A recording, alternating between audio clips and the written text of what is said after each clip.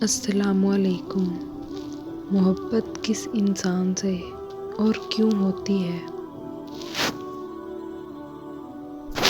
سچی محبت ہمیں اس انسان سے ہو سکتی ہے جس میں ہمیں اپنا عکس نظر آئے۔ مطلب اگر ہم خود کا وجود کسی میں دیکھ لیں اور ہر عادات ایک جیسی ہوں تو ہمیں اس انسان میں اپنا عکس دیکھ کے محبت ہو جاتی ہے۔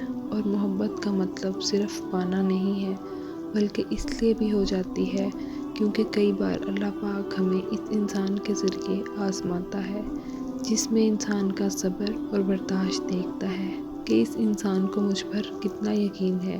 اور اس راہ پر چل کر جب انسان بار بار ٹوٹتا ہے تو اللہ کو پا لیتا ہے۔ تو محبت بلا وجہ نہیں ہوتی، یہ بھی اللہ پاک کی مرضی سے ہوتی ہے، جس راہ میں کئی آزمائشیں انسان کا منتظر ہوتی ہیں۔